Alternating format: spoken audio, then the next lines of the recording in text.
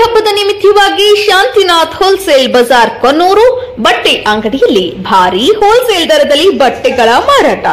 ಎಲ್ಲಾ ತರಹದ ಗುಣಮಟ್ಟದ ರೆಡಿಮೇಡ್ ಬಟ್ಟೆಗಳು, ವೆರೈಟಿ ಸಾರಿಗಳು, ಗಾರ್ಮೆಂಟ್ಸ್ ಬಟ್ಟೆಗಳು ಭಾರಿ ರಿಯಾಯಿತಿಯಲ್ಲಿ ಲಭ್ಯವಿದೆ. ಗುಣಮಟ್ಟದ ಬಟ್ಟೆಗಳು, ಸಾರಿಗಳು, ಗಾರ್ಮೆಂಟ್ಸ್ ಖರೀದಿಗೆ ಇಂದೇ ಶಾಂತಿನಾಥ್ ಹೋಲ್ಸೇಲ್ ಬಜಾರ್ ಕೊನ್ನೂರಿಗೆ ಭೇಟಿ ಕೊಡಿ.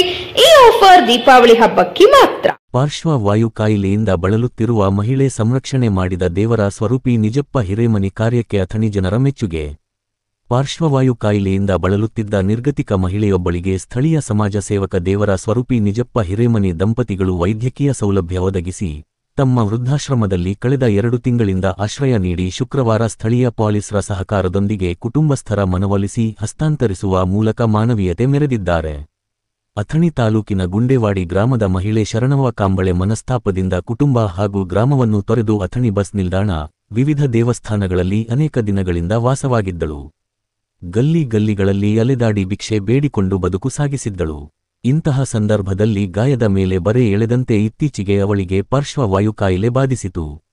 ದೇಹದ ಬಲ ಭಾಗದಲ್ಲಿ ಸ್ವಾಧೀನ ಕಳೆದುಕೊಂಡ ಅವಳ ವೇದನೆಯನ್ನು, ಸಂಕಷ್ಟವನ್ನು ಅರಿತು ಪಟ್ಟಣದ ಮಹಿಳೆಯರಾದ ಮಂಗಲ ಅಂಜೂರ ಹಾಗೂ ಸುಖದೇವಿ ಕಾಂಬಳೆ ಇವರು ಕಮಲಾತಾಯಿ ವೃದ್ಧಾಶ್ರಮಕ್ಕೆ ದೂರವಾಣಿ ಕರೆ ಮಾಡಿ ಮಾಹಿತಿ ನೀಡಿದ್ದಾರೆ.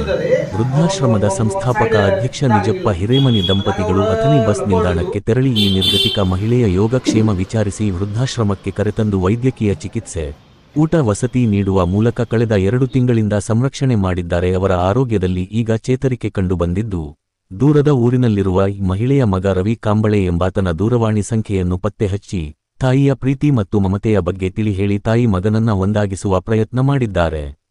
ವೃದ್ಧಾಶ್ರಮದಲ್ಲಿ ಶುಕ್ರವಾರ ಅಥಣಿ ಪೊಲೀಸ್ ಅಧಿಕಾರಿಗಳ ಸಹಕಾರದೊಂದಿಗೆ ಮಾಹಿತಿ ನೀಡಿದ ಮಹಿಳೆಯರ ಸಮ್ಮುಖದಲ್ಲಿಯೇ ನಿರ್ಗತಿಕ ಮಹಿಳೆಯನ್ನು ಕುಟುಂಬಸ್ಥರಿಗೆ ಒಪ್ಪಿಸಲಾಯಿತು.